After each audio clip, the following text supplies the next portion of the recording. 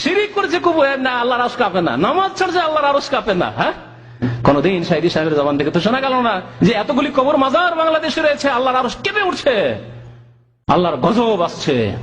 প্রতি বছর কত রকমের গজব আসছে। নামাজ পড়ছে না অধিকাংশ লোক, আল্লাহর গজব আসছে, আল্লাহর আরশ কেঁপে উঠছে, কথা শোনা গেল না। জেনা হচ্ছে, বেশ্যাখানা রয়েছে, আল্লাহর আরশ কেঁপে উঠছে, এটা শোনা যেতে পারে, কারণ এটা পলিটিক্যাল ক্ষেত্রে ব্যবহার করছে তারা। যে আমরা বেশ্যাখানা দূর করতে চাই, কিন্তু কখনো শোনা যায়নি যে মাজারগুলিকে ভেঙে চুরমার করতে চাই। কখনো শুনেছেন? কখনো শুনতে পাবেন না তাদের কাছে। তারা এইরকম একামতের দিন করতে চায়। শিরিক থাক, বাস বেশ্যাখানা উঠে যাক, মদের দোকান উঠে যাক, এগুলো চান তারা। কিন্তু শিরিক উঠে যাক, মাজার উঠে যাক, সৌদি আরবের মতো একমাত্র আল্লাহ পাকের ইবাদত বন্দি হোক, এটা চাই না তারা। আমরা আপনার কথা শুনে আশ্চর্য হলাম। আপনি কিভাবে আল্লামা সাঈদীর বিরুদ্ধে কথাগুলো বলতে পারলেন? এই মাজলুম মানুষটার বিরুদ্ধে আপনি কিভাবে নির্লজ্জ মিথ্যাচার আপনি করতে পারলেন? আমরা অবাক হলাম। আমরা সবিস্ময়ে আসলে অত্যন্ত ভগ্ন হৃদয় নিয়ে আপনার এই কথাগুলো আমাদের শুনতে হলো। যে লোকটা আজকে প্রায় 10 বছর জেলখানায় মাজলুম অবস্থায় আছে এবং যারা জালেম তাদের রোষানলে পড়ে আছে, এই মানুষটার বিরুদ্ধে আপনি কিভাবে নির্লজ্জ মিথ্যাচার করতে পারলেন? যে উনি শিরকের বিরুদ্ধে কথা বলেন, অথচ বাংলাদেশে এই মাজারের বিরুদ্ধে, শিরকের বিরুদ্ধে উনার মতো শক্ত কথা বলার সাহস আর কেউ করেনি। আপনারা তো এই কয়দিন আগে শুরু করেছেন, যখন ইউটিউব চ্যানেল ছিল না, যখন এই ফেসবুক ছিল না, তখন তো আপনাদেরকে আমরা কেউ চিনতাম না, আপনাদেরকে কেউ জানতো না। আপনি তো কথা বলা শুরু করেছেন এই কয়দিন হলো মাত্র, এই চ্যানেলগুলো আসার পরে। আল্লামা সাঈদী শিরকের বিরুদ্ধে, মাজারের বিরুদ্ধে কথা বলছে যুগ যুগ ধরে, এবং উনি যখন এই মাজারের বিরুদ্ধে কথা বলেছেন, তখন মাজারের বিরুদ্ধে কথা বলার মতো লোক বাংলাদেশে ছিল না বললে চলে। উনার মতো এতটা সাহস করে মাজারের বিরুদ্ধে মাথা উঁচু করে কথা বলার বাংলাদেশে দ্বিতীয় কোনো ব্যক্তি আছে বলে আমরা জানতাম না। আমরা আল্লামা সাঈদীর মুখ থেকে সর্বপ্রথম এই মাজারের বিরুদ্ধে কথা শুনেছি। আজকে যে আমরা মাজারের বিরুদ্ধে, শিরকের বিরুদ্ধে কথা বলছি, আলহামদুলিল্লাহ শিরকের বিরুদ্ধে আমরা বই লিখেছি। এই উদ্বুদ্ধ আমরা হয়েছি আল্লামা সাঈদীর বক্তৃতা থেকে। আর আপনি কিভাবে মিথ্যাচার করলেন যে উনি শিরকের বিরুদ্ধে কখনো কথা বলেনি, মাজারের বিরুদ্ধে কথা বলেনি? সম্মানীয় দর্শক শ্রোতাবৃন্দ, মতিউর রহমান মাদানী সাহেব কিভাবে ইচ্ছা করে একজন সম্মানীয় ব্যক্তির ইজ্জত হরণ করছে, সেটা আপনারা নিজেরা দেখতে পেলেন। আমরা আপনাদেরকে এখনই আল্লামা সাঈদীর বক্তৃতা থেকে কিছু বক্তৃতা আমরা দেখাবো যে তিনি কিভাবে শিরকের বিরুদ্ধে, মাজারের বিরুদ্ধে বাংলাদেশে তিনি কথা বলেছেন, কতভাবে বলেছেন, যুগ যুগ ধরে দৃঢ়তার সাথে বলেছেন। দেশে আজ তাওহীদের বিরুদ্ধে কাজ চলছে, শিরকের ছড়াছড়ি চলছে। আমরা কথা বলছি না চাকরির ভয়, যে কথা তিনি বলেছেন, ইমামতি চলে যাবে, ওয়াজের দাওয়াত হবে না। নইলে কেন কথা বলতে পারি না? মাইজ ভান্ডারী, সুরেশ্বরী, চন্দ্রপাড়া যা হয় সব শিরক এবং বিদআতে ভরা।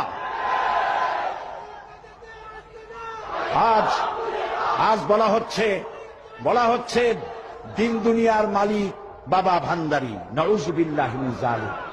এই কথা যারা বলে আর যারা এই কথা বিশ্বাস করে 100% সলিড মুশরিক। শিরকের মধ্যে ডুবে গিয়েছে গোটা জাতি। আপনারা কেন কথা বলছেন না? মসজিদে কথা বলুন, চাকরি চলে যাক। ময়দানে কথা বলুন, চাকরি চলে যাক। রাসূলুল্লাহ যেখানে দামদার মোবারক শহীদ অবস্থায় উঠবে আল্লাহর দরবারে, যেখানে রাসূলের কলিজার টুকরা মা ফাতেমার নয়নের মণি ইমাম হোসেন সমস্ত শরীরের মধ্যে অসংখ্য তীরের দাগ নিয়ে আল্লাহর দরবারে উঠবেন, হযরতে হামজা কলিজা ফাটা অবস্থায় আল্লাহর দরবারে উঠবেন, সাহাবায়ে কেরাম রক্তাক্ত দাগ নিয়ে আল্লাহর দরবারে উঠবে, তখন নাদুস নুদুস চেহারা নিয়ে আল্লাহ রাসূলের সামনে কিভাবে দাঁড়াবেন? প্রয়োজন হলে জেলে যান, প্রয়োজন হলে মার খান। এই মাজারের বিরুদ্ধে কথা বলুন, এই সব ভণ্ড অলিদের বিরুদ্ধে কথা বলুন। আর মাদানী সাহেব কিভাবে উনার চরিত্রে উনি কলঙ্ক আঁকার চেষ্টা করলো, সাঈদী সাহেব এগুলো বলেনি। এবং মাদানী সাহেবের বলার যে ধরনটা ছিল, আপনারা দেখেছেন যে উনি খুব আক্রমণাত্মক ভাষায় বলছে। এই মিথ্যাচারের বিহিত কি হবে?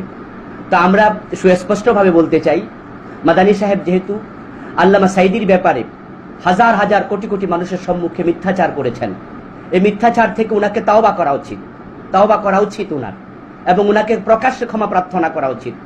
উনার বলা উচিত উনি জানতেন না যে আল্লামা সাঈদী ভূমিকা রেখেছেন। আর যদি তিনি এভাবে প্রকাশ্যে ক্ষমা না চান, তাহলে প্রমাণ হবে যে উনি জেনে বুঝে কিছু ব্যক্তির বিরুদ্ধে উনি মিথ্যাচার করে চলছেন। আর মিথ্যাচার করা এটা মোমেনের স্বভাব হতে পারে না। আপনারা জানেন রাসূলুল্লাহ সাল্লাল্লাহু আলাইহি সাল্লাম বলেছেন, আয়াতুল মুনাফিকি সালাত, ইযা হাদ্দাসা কাযাবা। মুনাফিকের লক্ষণ হলো তিনটি, যখন সে কথা বলবে তখন মিথ্যা বলবে। তাহলে মুনাফিক মিথ্যা কথা বলে। আল্লাহ হাবিব সাল্লাল্লাহু আলাইহি সাল্লাম আরেক হাদিসে বলছেন, লা ইয়াকুনুল মুমিনু কাযাবা। একজন মুমিন কখনো মিথ্যুক হতে পারে না, এইভাবে মিথ্যাচার করে বেড়াতে পারে না। হ্যাঁ, আল্লাহর হাবিব বলছেন, ইযা কাযাবাল আবদু তাবাআদা আনহুল মালাক মাইলান মিন নাতনি মা যাআ বিহি। যখন কোনো ব্যক্তি মিথ্যা বলে, তখন রহমতের ফেরেশতা তার মিথ্যা যখন মুখ থেকে বের হয়, তার দুর্গন্ধে 1 মাইল দূরে চলে যায়। তিনি একজন দায়ী সেজে আমাদের সম্মুখে এসেছিলেন। আমরা উনাকে বিশ্বাস করতে শুরু করেছিলাম, ভেবেছিলাম উনি দ্বীনের হিতাকাঙ্ক্ষী বন্ধু। কিন্তু উনি যে এরকম মিথ্যাবাদী এটা আমাদের এতটা জানা ছিল না। তাই আমরা সরল বিশ্বাস উনাদেরকে ভালোবেসেছিলাম। কিন্তু উনারা বন্ধু সেজে আমাদের বুকে ছুরি মারছে। এইভাবে লাখ লাখ মানুষের সম্মুখে একজন সম্মানীয় আলেমকে উনি বলতেছে, ইজ্জতে হাত দিয়া উনি শিরকের বিরুদ্ধে বলেনি। উনি তাহলে মদের বিরুদ্ধে বলেছে, ব্যভিচারের বিরুদ্ধে, ব্যবসাখানার বিরুদ্ধে কেন বলেছে? পলিটিক্যাল উদ্দেশ্যে বলেছে। আস্তাগফিরুল্লাহ আল-আযীম। সাইদি সাহেব বুদ্ধি রাজনীতির জন্য কথাগুলো বলেছে। আপনি কিভাবে বদ ধারণা করেন? একজন মোমেনের ব্যাপারে আপনার এতটা বদ ধারণা কেন? আল্লামা সাইদির মতো লোকের ব্যাপারে আপনার এত খারাপ ধারণা কেন? আল্লামা সাইদি বাংলাদেশে কি জনপ্রিয়তা, কি ভালোবাসা, দল নাই, মত নাই, সকল পর্যায়ের মানুষ ওনাকে হৃদয় থেকে ভালোবাসে। আর এমন একজন লোকের বিরুদ্ধে আপনি নির্লজ্জ মিথ্যাচার করে উনার সম্মান আপনি কমাতে চাচ্ছেন। দাওয়া সেন্টারগুলোতে সাইদি সাহেবের বক্তৃতা পাওয়া যায় না, আপনি নিজে বলেছেন। কেন পাওয়া যায় না? এবার আপনি কারণ ব্যাখ্যা করছেন যে সাইদি সাহেব এই দোষগুলো করছে। তা আপনি এই মিথ্যার মাঝে যদি আপনি জান্নাত খোঁজেন, তাহলে আপনি চরম ভুলের মাঝে আছেন। মিথ্যাবাদী ধ্বংস হয়। আল্লাহ রাসূল বলছে, নিশ্চয়ই সত্য মানুষকে মুক্তি দেয়, মিথ্যা মানুষকে ধ্বংস করে। তা আপনি ধ্বংসের দিকে যাচ্ছেন। মুহতারাম, যদি আপনি ধ্বংস থেকে বাঁচতে চান, মানুষের কাছে আপনার সম্মান নিয়ে আপনি আবার ফিরে আসতে চান, তাহলে আমি আপনাকে প্রকাশ্যে ক্ষমার আহ্বান জানাচ্ছি। এরপরে আমি আপনাকে বলছি যে আপনি যে সাইদি সাহেব বাংলাদেশে মাজার ভাঙার জন্য কিছুই করে নাই, আপনি বললেন ভারতে কি মাজার বাংলাদেশের চেয়ে কম আছে? আপনার নিজের দেশে কি পীর পূজা, মাজার পূজা বাংলাদেশের চেয়ে কম না বেশি? আমরা তো জানি বাংলাদেশের চেয়ে হাজার হাজার গুণ বেশি। তো ভারতে মাজার বন্ধের ব্যাপারে আপনার ভূমিকা কি? আপনার দেশে মুসলমান গরু জবাই করলে কাফেররা তাদেরকে জবাই করে দিচ্ছে। আপনার দেশে মুসলমানদেরকে কথায় কথায় গায়ে কেরোসিন ঢেলে তারপরে জীবিত পুড়িয়েছে গোদরা রেল স্টেশনে, দাঙ্গা লাগাইয়া গুজরাটে নরেন্দ্র মোদীর নেতৃত্বে। এ বিষয়ে আপনি কি করেছেন? আপনার ভারতে অনেক অঙ্গরাজ্যে আছে গরু জবাই করতে দেয় না, আপনি এই বিষয়ে কি বলেছেন? আপনার ভারতে মুসলমানদের মসজিদ ভেঙে দেয়া হচ্ছে, আপনি কি বলেছেন? আপনার ভারতে অনেক জায়গায় মাইকে আজান দিতে দেয় না কয়েকটি প্রদেশে, এ বিষয়ে আপনি কি বলেছেন? আপনার ভারতে মুসলমান এত মাজলুম, এ বিষয়ে আপনার বক্তৃতা আমরা তো শুনিনি। কি বলেছেন আপনি? নিজের দেশের ব্যাপারে মাথা ঘামাইলেন না, নিজের দেশের মাজলুম মুসলমানের পক্ষে কথা বললেন না, বরং বাংলাদেশে একজন দ্বীনের রাহবার আল্লামা সাইদির বিরুদ্ধে নির্লজ্জ মিথ্যাচার আপনি পর্যায়ক্রমে সিরিজ মিথ্যাচার আপনি করেছেন। এইভাবে প্রতিটা মিথ্যার প্রমাণ হবে, জাতি আপনাকে চিনবে যে আপনি একজন মিথ্যু, আপনি ছদ্মবেশী দ্বীনের দায়ী। আপনি র অথবা মোসাদের পক্ষ থেকে দায়িত্ব নিয়ে আপনি ইসলাম এবং ইসলামী আন্দোলনের বিরুদ্ধে আপনি কাজ করছেন, দ্বীনের মাঝে বিভক্তি তৈরি করছেন, বাংলা ভাষাভাষী হাজার হাজার যুবককে আপনি উগ্র বানাচ্ছেন, ইসলামী আন্দোলন বিদ্বেষী বানাচ্ছেন।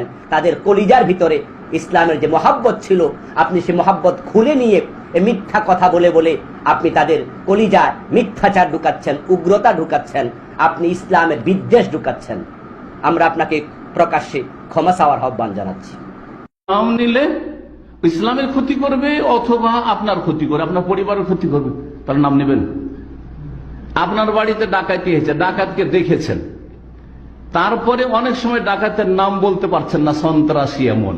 কারণ ডাকাতের নাম বললে টাকা পয়সা নিয়ে গেছে গেছে, কিন্তু কালকে এসে আপনাকে আপনার পরিবার সবকে মেরে ফেলবে। এখন নাম নেওয়া যাবে? নেবেন নাম জীবনে? আপনি জীবনে নাম নেবেন না ভয়ে। কথা বোঝা গেছেন? এটা হচ্ছে মাসলেহাত ইসলাম, ইসলামের খাতিরে। ইসলাম আপনাকে বলেনি যে আপনি মরে যান আর নামলেন। এখন ধরেন নাম ধরে যদি কোন রাষ্ট্রপতি সম্পর্কে বলেন সে তো নাস্তিক, তো আপনার দুনিয়া কি আপনার দুনিয়াতে শান্তিতে থাকতে দেবে? দেবে বলেন? আপনি সেই দেশের নাগরিক, দেবে? তাহলে ক্ষতি আছে না নেই? আপনার ক্ষতি, আপনার পরিবারের ক্ষতি, আপনার ছেলে মেয়েদের ক্ষতি। আপনি জেলে 20 বছর জেলে অত ফাঁসিতে চড়ে গেলে আপনার ছেলেগুলো একটি অসহায় না পারলো, কে মানুষ করবে এগুলো? বুঝতে পারছেন না? তাহলে নাম উল্লেখ করা যদি ক্ষতি থাকে নাম উল্লেখ করবেন না, নাম উল্লেখ করে লাভ নেই তাহলে নাম উল্লেখ করবেন না, কিন্তু নাম উল্লেখের প্রয়োজন। তারপরের অংশটুকু শোনেন, ও আম্মা ইজাক্তাজাল আমরু, যদি ওই সময়ের দাবি হয় তার নাম ক্লিয়ার করে বলতে হবে। কেন? লিআজালে তাহযীরিন নাস, মানুষকে সাবধান করার জন্য, মিন মানহাজিহি, তার মানহাজ থেকে। আমরা তবলিগি মানহাজ থেকে সাবধান করার জন্য মাওলানা ইলিয়াসের নাম নিচ্ছি। দেওবন্দি মানহাজের গুমরাহি ভ্রষ্ট থেকে সতর্ক সাবধান করার জন্য, বেহেশতি জেওয়ার থেকে সতর্ক সাবধান করার জন্য হাকিমুল উম্মত আশরাফ আলী থানভীর নাম নিচ্ছি। নিচ্ছি না? মাওলানা জাকারিয়া সাহেবের নাম নিচ্ছি ফাজাইল আমল তবলিগি নিসাব থেকে সতর্ক সাবধান করার জন্য। নিচ্ছি না? মওদুদের নাম নিচ্ছি, তার কিতাবাদি পড়িয়েন না, নাহলে গুমরাহ হবেন, সতর্ক সাবধান করার জন্য।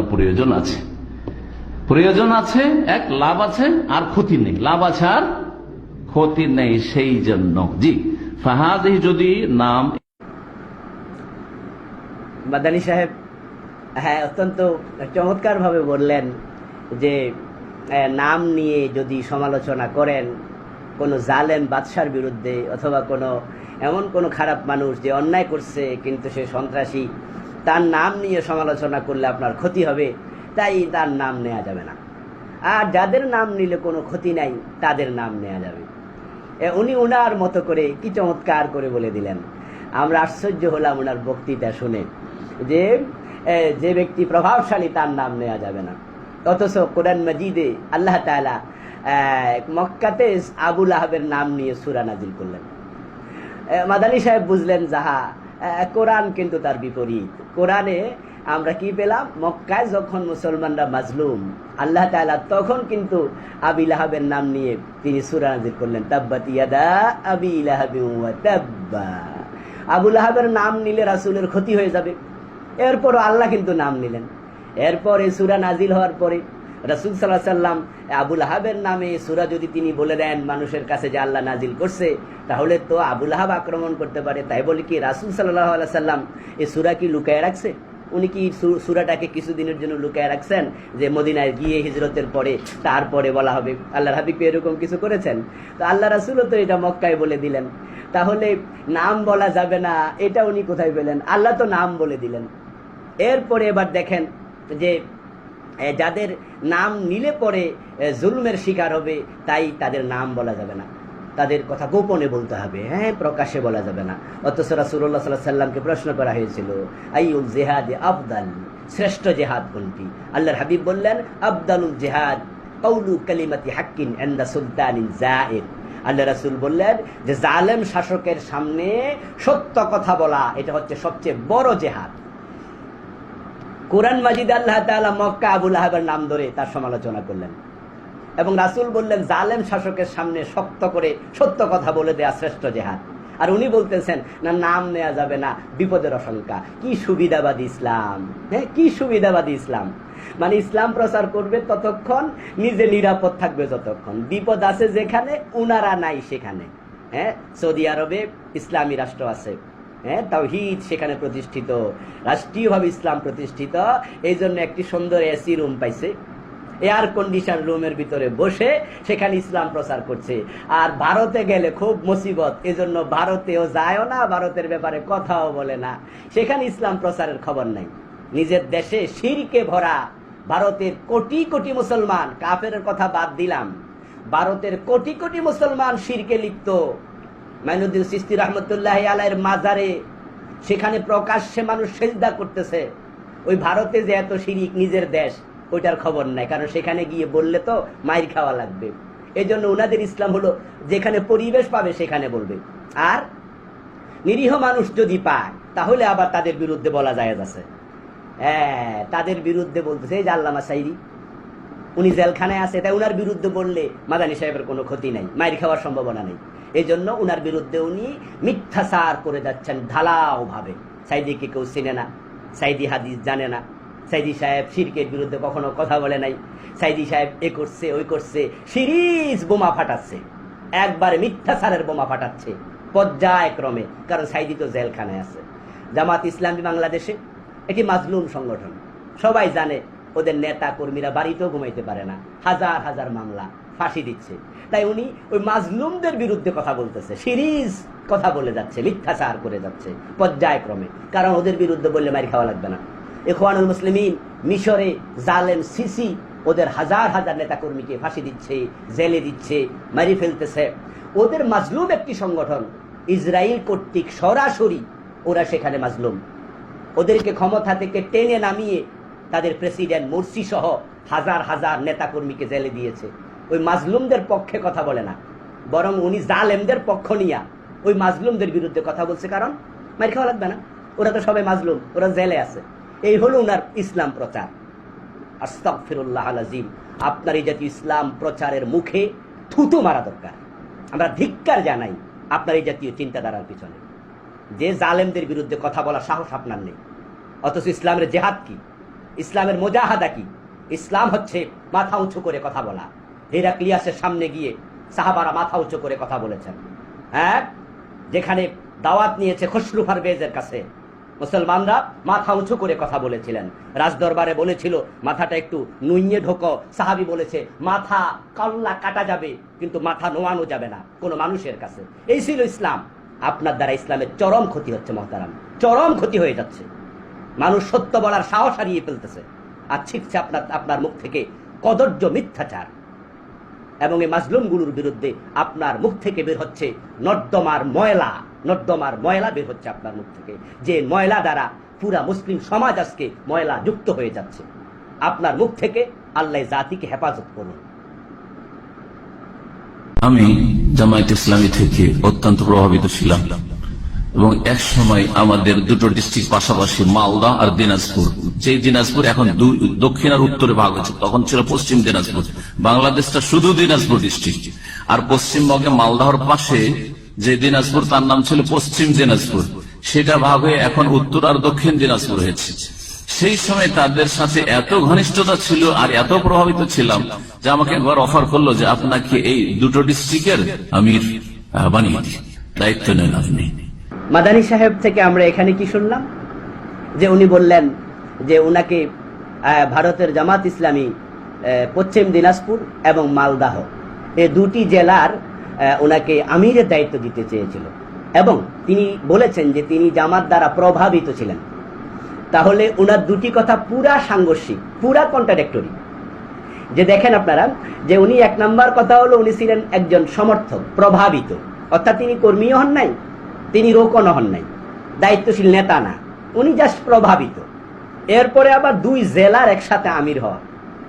জামাত ইসলামীর যারা সমর্থক কর্মী তারাও জানে যে জামাত যখন মাওলানা মওদুদী বানাইছে তখন থেকে শুরু করে যে সিস্টেমেটিক ওয়ে চলছে, ওদের কিছু কর্মপদ্ধতি আছে, ওদের দলীয় আপনার সংবিধান আছে, দলীয় কার্য বিবরণী আছে, সিস্টেম আছে, যেটা বিরোধী লোকেরাও জানে। সেখানে জামাতের জেলা আমির হবে রোকন না হইয়া, আবার দুই জেলার একসাথে আমির। এটা তো পাগলও বিশ্বাস করবে না। একজন সমর্থক উনি প্রভাবিত, মানে সমর্থককে দুই জেলা আমির বানাবে। এত বড় মিথ্যা কথা আপনার মুখ দিয়ে কিভাবে আসলো? জামাত কি এটা কি অন্য বিএনপি আওয়ামী লীগের অন্য দলের মতো যে কালকে সমর্থক হইয়া পরের দিন থানা সভাপতি হয়ে যাবে? কালকে আওয়ামী লীগ থেকে যোগ দিয়েছে বিএনপিতে, পরের দিন উনি জেলা সভাপতি হয়ে যাবে অথবা থানা সভাপতি হয়ে যাবে, ডাইরেক্ট এমপি হয়ে যাবে। জামাত কি সিস্টেম আছে? জামাত যারা বিরোধী তারাও তো জানে যে জামাতের সিস্টেমই নাই, যে একজন সমর্থক আবার দুই জেলা আমির। এত মিথ্যা কথা আপনি বলবেন কেন? একটা দলের বিরুদ্ধে আপনি কথা বলতে আসছেন মিথ্যাচার নিয়ে কেন? আপনি দায়ী হিসাবে যদি কোনো দলের দোষ থাকে, ভুল থাকে, আপনার দায়িত্ব হচ্ছে, যদি আপনি মোমেন হিসাবে, রাসূলুল্লাহ সাল্লাল্লাহু আলাইহি সাল্লাম বলেছেন একজন মোমেন আর একজন মোমেনের আয়না, এই হিসাবে আপনি ভুল যেটা আছে ভুলটা আপনি সংশোধন করতে পারেন, কিন্তু আপনি মিথ্যাচার করছেন। এত মিথ্যা, একটা দুইটা না। আমরা তো আপনার মিথ্যাগুলো আসলে জামাতের এটা সিস্টেমে নাই যে তারা তাদের বিরুদ্ধে কেউ কথা বললে তার জবাব দেয়। যে সিস্টেমে না থাকার কারণেই কিন্তু আপনি মিথ্যাচারগুলো বলে পার পেয়ে যাচ্ছেন। আমরা কিন্তু জামাত থেকে দায়িত্বপ্রাপ্ত না যে জামাত আমাদের দায়িত্ব দিয়েছে যে তোমরা জবাব দাও, ব্যাপারটা কিন্তু মোটেও এমন না। জামাতের কোন পর্যায়ে নেতার সাথে কথা বলে আমরা এই কথাগুলো বলছি না, উনারা আমাদের কেউ বলেননি, বরং আমরা স্বেচ্ছায় কথাগুলো বলছি। কারণ যখন দেখতে পাচ্ছি যে আপনার মুখ থেকে এত মিথ্যা বের হচ্ছে, আর জেনারেল শিক্ষিত ভাইয়েরা আপনার এই মিথ্যা কথাকে সত্য মনে করে তারা ইসলামী আন্দোলনের বিরুদ্ধে কথা বলা শুরু করছে, অথবা তারা ভাবতেছে কথাগুলো মনে সঠিক। তাই আমরা ভাবলাম যে আপনার মিথ্যাগুলো আপনার মুখের উপর নিক্ষেপ করা দরকার, আপনার এই মিথ্যাগুলো আপনার মুখের উপর নিক্ষেপ করা দরকার। এই জন্যই মূলত আমরা উদ্যোগ নিয়েছি যে আপনার কিছু মিথ্যা ধরাই দিই। এরপরে এটা নয় যে আমরা পর্যায়ক্রমে আপনার মতো কথা বলে যাব। এটা আমাদের কাছে ঘৃণা লাগে, আমাদের কাছে কষ্টও লাগে যে একজন আলেম হইয়া আরেকজন আলেমের বিরুদ্ধে আমরা এইভাবে কথা বলতে হবে।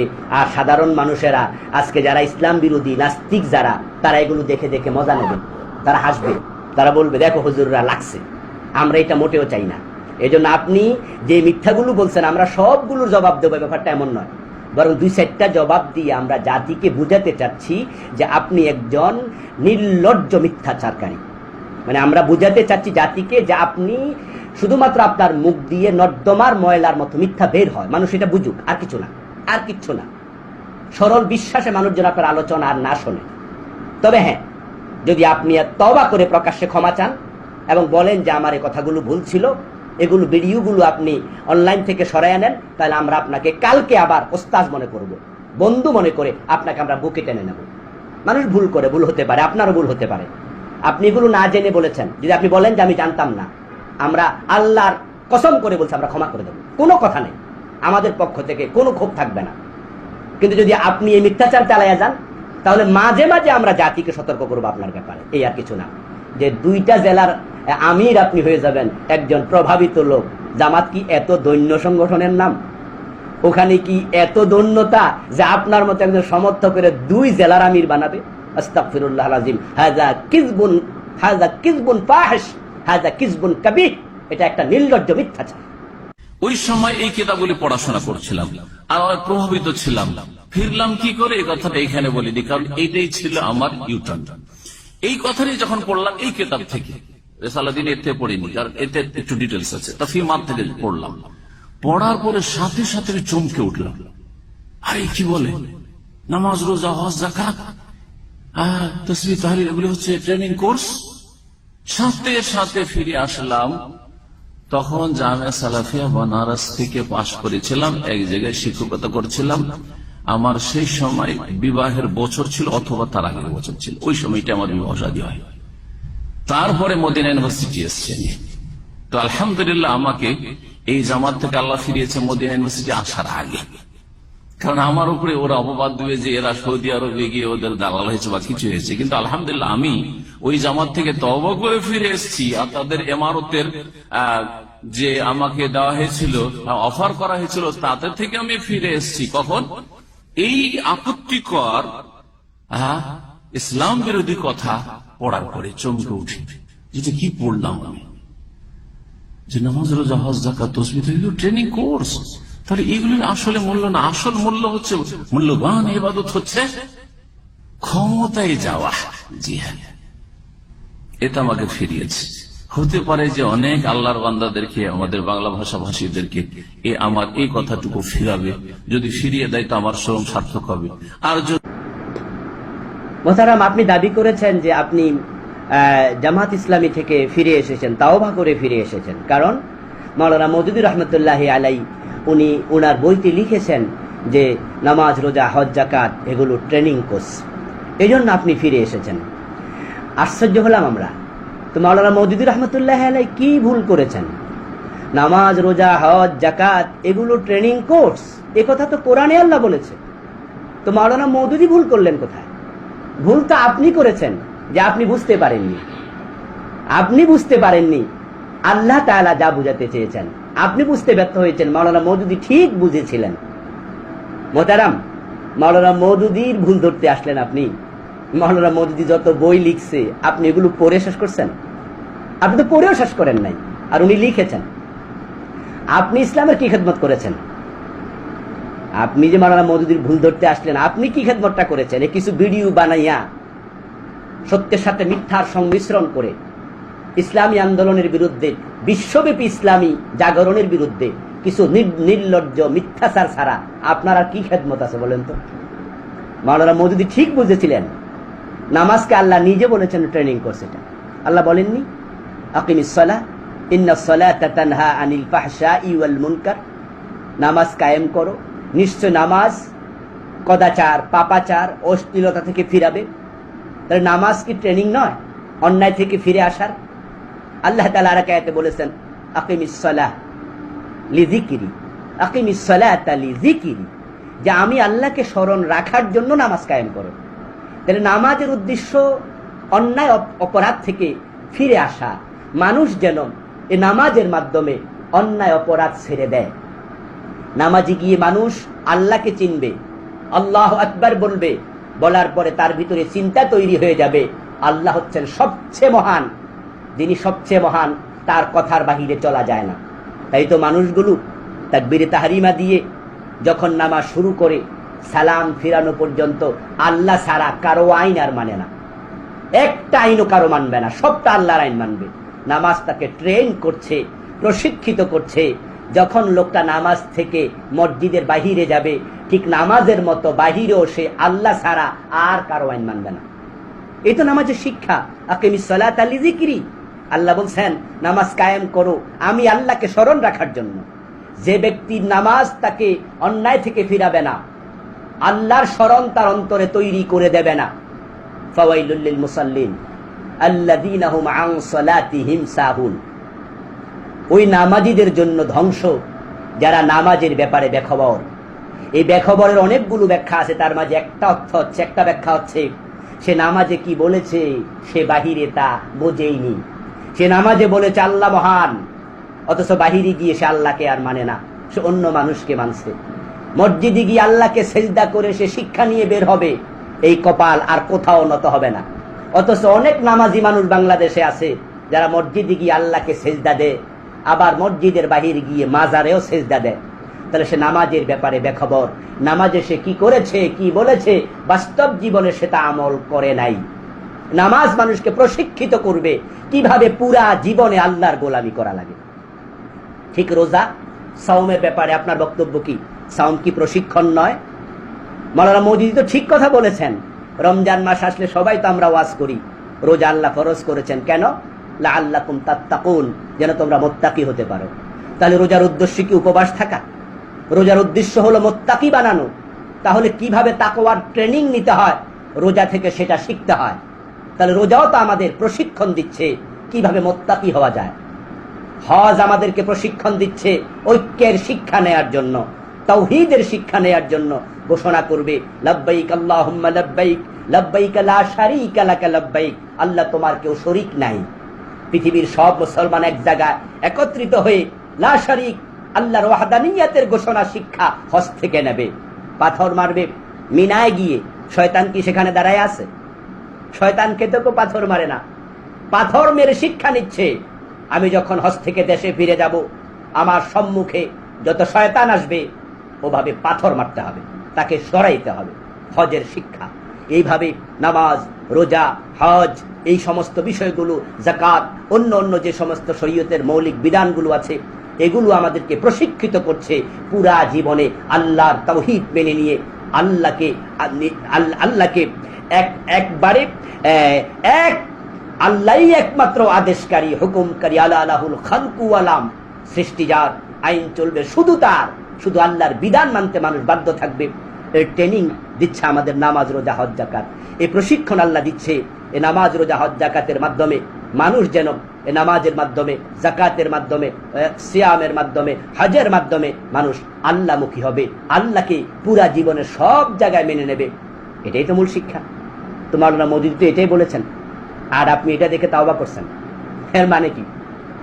কিসের তাওবা করেছেন? তা আপনি এখানে কি ভুল পেয়েছেন? আমরা তো কোনো ভুল পাইনি। আমরা তো মাওলানা মওদুদির বইগুলো পড়েছি, পড়ে আমরা তো এটাই শিখেছি যে আমার নামাজ, আমার যাকাত, আমার হাজ, আমার সাওম আমাকে শিক্ষা দিচ্ছে যে এক আল্লাহমুখী হও। এটাই হচ্ছে মূল ইবাদত। মূল ইবাদত হচ্ছে আলা লাহুল খালকু ওয়াল আম, আমি আমার রব ছাড়া কাউকে মানব না জীবনের কোথাও। এই প্রতিটা ইবাদতের পিছনে এটাই হচ্ছে আল্লাহর উদ্দেশ্য, মানুষকে এক আল্লাহমুখী করে দেওয়া। কুল ইন্না সালাতি ওয়া নুসুকি ওয়া মাহইয়ায়া ওয়া মামাতি লিল্লাহি রাব্বিল আলামিন। তো মাওলানা মওদুদী তো এটাই বলেছেন। আমরা তো ঠিকঠাক বুঝেছি, ভুল বুঝেছেন আপনি। আর অথবা আপনি ভুল বোঝেননি, ঠিকঠাক বুঝেছেন, বুঝে আপনি এখানে দুর্ততার আশ্রয় নিয়েছেন। আপনি কারো এজেন্ডা বাস্তবায়ন করছেন। সরল সহজ জেনারেল শিক্ষিত মানুষগুলাকে আপনি বিভ্রান্ত করছেন। আপনার শ্রোতাদের মাঝে কিন্তু আমি গতবার দাবি করেছি, এবারও বলছি, কামেল পাস 101 জনও পাওয়া যাবে না, দাওরা পাস তো পাওয়া যাবেই না। প্রায় জেনারেল শিক্ষিত, কলেজে পড়ুয়া, ইউনিভার্সিটি পড়ুয়া, অর্ধশিক্ষিত, বিদেশ গিয়েছে কাজকর্ম করার জন্য, ভালো, তারা আপনার থেকে শিখতে, লেখাপড়ার নাই, সামান্য 1-2 ক্লাস পড়ে গেছে, কিন্তু সেখানে গিয়ে আপনার 2-4টা লেকচার শুনে মাথার মাঝে ঘোমটা দিয়া আজকে উনি শায়েখ সেজে আপনার মতো করে ফতুয়া দিচ্ছে। মানে আপনি সবাইরে মুফতি বানায় ছেড়ে দিলেন, আর ঘরে ঘরে মুফতি তৈরি হইয়া এখন উনারা এই জাতীয় বাজে ফতুয়া দিয়া ইসলামকে সমূলে বিনষ্ট করে দেবে। ইসলাম ধ্বংসের জন্য ইহুদি আর খ্রিস্টান আর লাগবে না, মোসাদ আর লাগবে না, আপনারাই যথেষ্ট এবং আপনার মুরিদরা যথেষ্ট। এই আপনি এবং আপনার মুরিদদেরকে বলছি, গোটা আহলে হাদিস সম্প্রদায়কে আমরা বলছি না। আহলে হাদিসের মাঝে আলহামদুলিল্লাহ অনেক ভালো মানুষ আছে, ইসলামী আন্দোলনের পক্ষে এখন হাজার হাজার লোক আছে, কিন্তু শুধু আপনার মতো কিছু লোক এবং আপনার যারা মুরিদ হয়েছে, অন্ধ মুরিদ। আপনি যে মিথ্যা কথা বলতেছেন আমরা ধরাইয়া দিচ্ছি, এই মিথ্যাগুলো শোনার পরেও আপনার মুরিদেরা বিশ্বাস করবে না, বরং তারা আপনার পক্ষে ওই আমাদের দেশের ভণ্ড পীরের মুরিদদের মতো সাফাই গাইতেই থাকবে। আপনার এই মিথ্যাচারগুলো ধরানোর পরেও তারা আপনার থেকে ফিরে আসবে না। তারা হতভাগ্য, তারা হতভাগ্য। আল্লাহ আমাদের সকলকে, আপনাকে, তাদেরকে হেদায়াত দান করুন।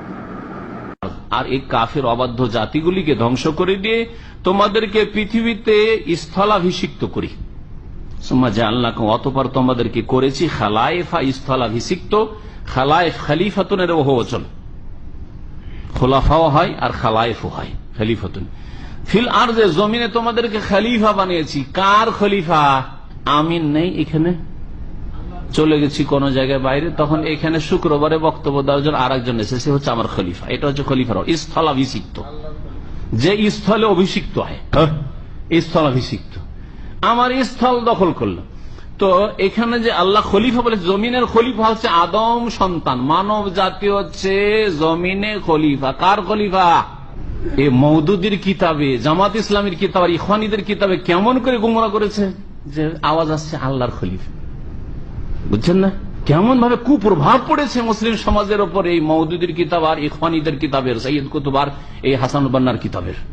কথাগুলি ক্লিয়ার করে না বললে বুঝবেন না। একটি আয়াত দেখান যেখানে খলিফাতুল্লাহ বলা হয়েছে, আদমকে অথবা মানব সন্তানকে বলা হয়েছে আল্লাহর খলিফা। আল্লাহ তো গায়েবী না, আল্লাহ বলছে অমাকুন না গায়েবিন, আমি তো গায়েবী নই, তো আল্লাহর খলিফা। খলিফা কার হয়? যে গায়েব থাকে তার খলিফা। আমি আছি, আবার আমার কিসের খলিফা? আমার কিসের খলিফা? আমি যখন নেই তখন আমার খলিফা। আল্লাহ সবসময় হাজির, তা আল্লাহর কিসের খলিফা?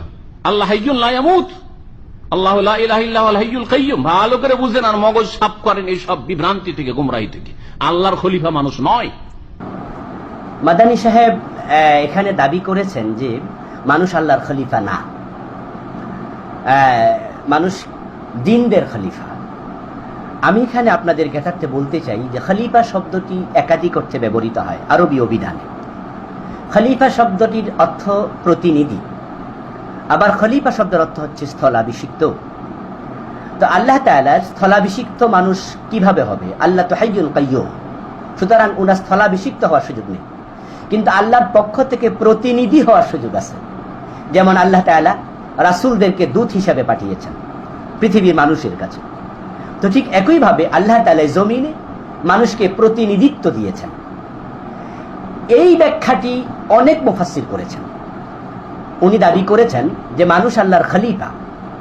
এটা মাওলানা মওদুদী, সৈয়দ কুতুব, হাসান আল বান্না রাহিমাহুমুল্লাহ, এই বিদগ্ধ পণ্ডিতদের নাম উনি বক্রভাবে উল্লেখ করে বললেন যে তাদের কিতাব এবং তারা মানুষকে গোমরা করেছে। এত বড় পণ্ডিতদের শানে উনি এই শব্দটা কিভাবে উল্লেখ করলেন আমার বুঝে আসলো না। সৈয়দ কুতুব, হাসান আল বান্না, মাওলানা মওদুদী, তাদের যে পাল্লা, আমাদের মাদানী সাহেবকে কি সে পাল্লায় কাছাকাছি তোলা যাবে? উনি কি নিজেকে তাদের কাছাকাছি মনে করেন? যারা উনার ভক্ত মুরিদান আছে, অন্ধ, উনার কিছু আরবি শব্দ শুনে উনাকে মনে করে যে উনি বিশ্ববিখ্যাত শায়েখ। তাদের কাছে উনি তাদের চেয়ে আরো বড় পণ্ডিত হতে পারেন। হয়তো ইমাম ইবনে কাসিরের চেয়ে বড় পণ্ডিত হতে পারে, বিন বাদের চেয়ে বড় পণ্ডিত। উনাদের কাছে বর্তমান পৃথিবীর সবচেয়ে বড় পণ্ডিত মাদানী হতে পারে। কিন্তু আল্লাহ আমাদেরকে দু চার কলম শিখার সুযোগ যাদেরকে দিয়েছেন, আমরা তো বুঝি যে মাদানী সাহেব তাদের 100 আর এদিকে যদি আমরা 10ও উনাকে দিতে পারবো না। অথচ উনি দাবি করছেন যে এই মাওলানা মওদুদী, সৈয়দ হাসান আল বান্না, সৈয়দ কুতুব, উনারা ছাড়া পৃথিবীতে এ জাতীয় কথা আর কেউ বলেনি, এবং উনারা মানুষকে গোমরাহ করেছে। মানুষ আল্লাহর খলিফা এই কথা বলে, অথচ উনার এই দাবি সর্বৈব মিথ্যা। উনি একবারে একটি মিথ্যা দাবি করেছেন। আমি অসত্য এই শব্দটা বলতে পারতাম যে উনার দাবিটা অসত্য, কিন্তু উনার পর্যায়ক্রমে ধারাবাহিক মিথ্যাচারগুলো শোনার পরে এতটা সম্মানবোধক শব্দ উনার জন্য ব্যবহার করার প্রয়োজন আমি আর অনুভব করছি না। সম্মানীয় লোকদের ক্ষেত্রে মিথ্যা শব্দ প্রয়োগ না করে অসত্য শব্দ প্রয়োগ করা হয়, কিন্তু আমি সেটা আর অনুভব করছি না। কারণ একজন লোক যখন পর্যায়ক্রমে শুধু মিথ্যা কথা বলে, এবং কাদের বিরুদ্ধে? যারা দ্বীনের অনেক বড় খেদমত করে গেছেন, যাদের রেখে যাওয়া কিতাব পড়ে, লিখে যাওয়া বই পড়ে হাজার হাজার সাধারণ মুসলিম হেদায়াতের আলো পেয়েছে, সত্যের দিশা পেয়েছে। এবং আমরা যারা আলহামদুলিল্লাহ কামেল পাশ করেছি, দাওরা পাশ করেছি, অনার্স মাস্টার্স করেছি, পিএইচডি করেছি, আমরা আলহামদুলিল্লাহ একটা কামেল মাদ্রাসা 18 বছর ধরে আমরা বুখারী মুসলিম পড়াচ্ছি। আমরাও মাওলানা মওদুদী এবং তাফসীর ফি জিলালিল কুরআন, সৈয়দ কুতুবের এবং হাসান আল বান্নার বই এখনো পড়ি। পড়ে পড়ে আমরা ইসলামী আন্দোলনের জজবাটা নেই, আমরা সেখান থেকে স্পিরিট গ্রহণ করছি। উনাদের তাফসীর থেকে, উনাদের লিখে যাওয়া বই থেকে আমরা এখনো জজবা গ্রহণ করছি। আর সেই বিদগ্ধ পণ্ডিতদের বিরুদ্ধে উনি মিথ্যাচার করলেন যে তারা মানুষকে গোমরাহ করেছে। আসলে একজন আলেম বাংলাদেশের, আমি নাম না বললাম, উনি একটি ওয়াজ করতে গিয়ে বলেছিলেন যে ব্যক্তি শুটকির ব্যবসা করে, সে যদি তার বগলের নিচে শুটকির ফোটলা রাখে, যেহেতু সে ব্যবসায়ী, সে ফুল বাগানে গেলেও কিন্তু সে গোলাপের গন্ধ পাবে না, সে কিন্তু ফুল বাগানে গেলেও শুটকির গন্ধ পাবে, কারণ তার কাছে আছে তো শুটকি। তো মাওলানা মওদুদী, সৈয়দ কুতুব, হাসান আল বান্নার লিখা থেকে উনি পাইছেন শুটকির মতো দুর্গন্ধ, কারণ উনি তো ওই মানসিকতার মানুষ, যার কারণে উনি বললেন তারা গোমরাহ করছে। অথচ আমরা দেখছি তারা হাজার হাজার লোকদেরকে হেদায়াতের পথ দেখিয়েছে। উনার দাবি যে মিথ্যা, আমি আপনাদেরকে সরাসরি উদ্ধৃতি দিয়ে শোনাচ্ছি। মাওলানা মওদুদী, সৈয়দ কুতুব, হাসান আল বান্না রাহেমাহুমুল্লাহ মানুষকে আল্লাহর খলিফা উনারাই সর্বপ্রথম দাবি করেন নাই। মানুষ আল্লাহর খলিফা, এই ব্যাখ্যার সুযোগ আছে। মানুষ জিনের খলিফা, এই ব্যাখ্যার সুযোগ আছে। কারণ আল্লাহ তাআলা সূরা আল বাকারা 30 নম্বর আয়াতে বলেছেন, ইন্নী জাইলুন ফিল আরদি খলিফা। তো আল্লাহ বলেন নাই ইন্নী জাইলুন ফিল আরদি খলিফাতাম মিন্নি, যে মানুষকে আমি আমার খলিফা বানাইছি, এটা আল্লাহ বলেন নাই। অথবা আল্লাহ বলেন নাই ইন্নী জাইলুন ফিল আরদি খলিফাতাল জিন্নি, আমি মানুষকে জিনের খলিফা বানাইছি, আল্লাহ এটাও বলেন নাই। আল্লাহ তাআলা জাস্ট খলিফা শব্দ বলে তিনি ছেড়ে দিয়েছেন, ইন্নী জাইলুন ফিল আরদি খলিফা, আমি জমিনে খলিফা বানাতে চাই, আমি প্রতিনিধি বানাতে চাই, আমি স্থলাভিষিক্ত বানাতে চাই। তাহলে এখানে আল্লাহ খলিফা বলে ছেড়ে দিলেন, তাহলে এখানে ব্যাখ্যার সুযোগ আছে। তাই মুফাসসিররা দুরকম ব্যাখ্যা করেছেন। কেউ বলেছেন মানুষ আল্লাহর খলিফা, কেউ বলেছেন মানুষ জিনের খলিফা। কিন্তু উনি দাবি করছেন মানুষ জিনের খলিফা, আল্লাহর খলিফা। এটা ঠিক না, এটাই 3 জন ছাড়া কেউ বলেনি।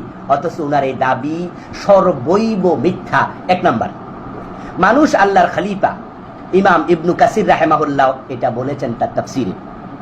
ইমাম ইবনু কাসির রাহেমাহুল্লাহ উনি 701 হিজরিতে জন্ম নিয়েছেন, আর এখন চলতেছে 1440 হিজরি। তাহলে আজ থেকে 740 বছর আগে ইমাম ইবনু কাসির রাহেমাহুল্লাহ জন্ম নিয়েছেন। উনি আজ থেকে 700 বছর আগে উনার তাফসীরে লিখেছেন, কালা ইবনু জারির ফাকানা তাবিলুল আয়াহ আলা হাযা ইন্নী জাইলুন ফিল আরদি খলিফাতাম মিন্নী। ইবনু কাসির বলেন, ইবনু জারির রাহিমাহুল্লাহ ব্যাখ্যা করেছেন এই আয়াতের যে আমি আমার খলিফা বানাতে চাই। ইয়াখলুফুনি ফিল হুকমি বিল আদলি বাইনা খালকি, যে তারা আমার বান্দাদের মাঝে আদালত হুকুমের ক্ষেত্রে প্রতিষ্ঠিত করার বিষয়ে আমার প্রতিনিধিত্ব করবে। তাহলে ইমাম ইবনু কাসির আজ থেকে 700 বছর আগে বলছেন খলিফাতাম মিন্নি, আমার খলিফা মানে আল্লাহর খলিফা। আচ্ছা, এরপরে সূরা আল বাকারার 30 নম্বর আয়াতের ব্যাখ্যায় আল্লামা ইমাম তাবারি রাহিমাহুল্লাহ উনি বলেছেন, উনি কি বলে, উনি জন্মগ্রহণ করেছেন 224 হিজরিতে। এর মানে আজ থেকে 1100 বছর আগে, প্রায় আজ থেকে 1100 বছর আগে ইমাম তাবারি ব্যাখ্যা করেছেন। কি ব্যাখ্যা করেছেন? ইন্নাল্লাহ আখবারাল মালাইকাতা ইন্নাহু জাইলুন ফিল আরদি খলিফাতান লাহু, যে আল্লাহ তাআলা ফেরেশতাদেরকে বললেন যে তিনি তার খলিফা বানাতে চান। ইয়াহকুমু ফিহা বাইনা খালকিহি বিহুকমিহি, আর তার খলিফারা তার সৃষ্টির মাঝে তার হুকুম প্রয়োগের ক্ষেত্রে তার প্রতিনিধিত্ব করবে। তাহলে 1100 বছর আগে মানুষ আল্লাহর খলিফা, এই ব্যাখ্যা করেছেন ইমাম তাবারি রাহিমাহুল্লাহ। এরপরে আল্লামা কুরতুবী রাহমাতুল্লাহি আলাইহি, উনি জন্ম নিয়েছেন 600 হিজরিতে, কোন কোন মুআররিখ বলেছেন 610 হিজরিতে।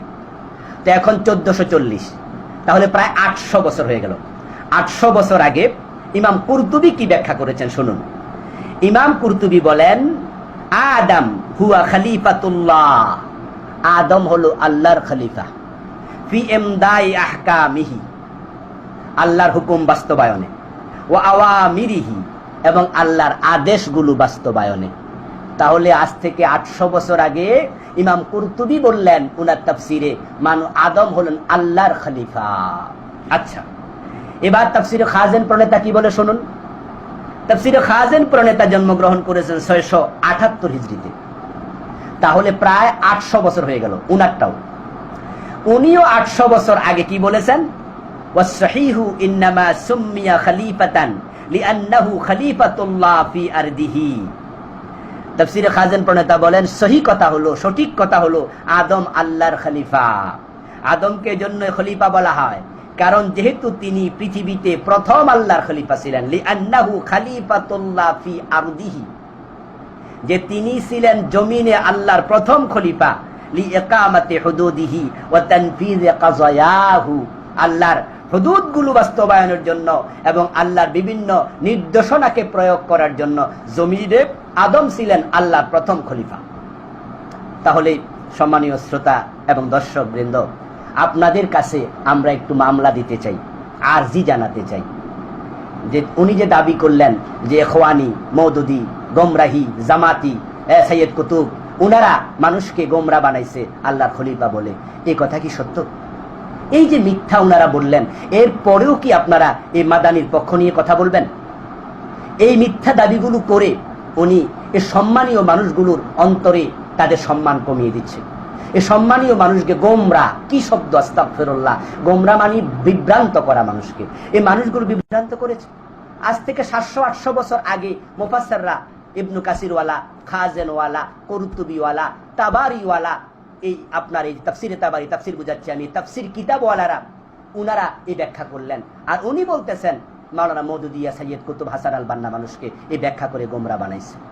আল্লাহ উনাকে হেদায়েত করুক, উনার এই মিথ্যাচার থেকে আল্লাহ জাতিকে হেফাজত করুক। আপনারা যারা এতদিন উনার এই বক্তৃতা শুনেছেন প্রশ্ন ছাড়া, এখন থেকে আপনাদের আমি অনুরোধ করব, উনি যেহেতু মিথ্যা বলা অভ্যস্ত এবং অনেকগুলো মিথ্যা উনি বলছেন, সুতরাং এই মিথ্যাচারকারীর কোন বক্তৃতা যাচাই বাছাই ছাড়া দয়া করে আর কেউ গ্রহণ করবেন না। এবং যদি আজকে হাদিস গ্রহণের যোগ থাকতো তাহলে মুহাদ্দিসরা উনাকে বলতেন দাজ্জাল, উনাকে বলতেন কাযযাব। যারা জীবনে রাসূলের নামে একটা হাদিস মিথ্যা বলেছে তাদের বর্ণিত সকল হাদিস হয়ে গেছে মাউযু, এবং এই জাতীয় লোকদেরকে মুহাদ্দিসরা দাজ্জাল এবং কাযযাব বলতেন। তো যদি আজকে হাদিস গ্রহণের যোগ থাকতো তাহলে মতিউর রহমান মাদানী হাফেজাহুল্লাহ আজকে ওনাকে মুহাদ্দিসরা দাজ্জাল বলতেন, কাযযাব বলতেন, কিন্তু আমরা সেটা বলছি না। আমরা বলছি যে উনার কথা বিনা বিচারে গ্রহণ আর করবেন না, কারণ তিনি মিথ্যাচারে অভ্যস্ত। এবং কেন যে তিনি এই মিথ্যাচার করছেন আল্লাহু আলাম, আল্লাহ ভালো জানেন।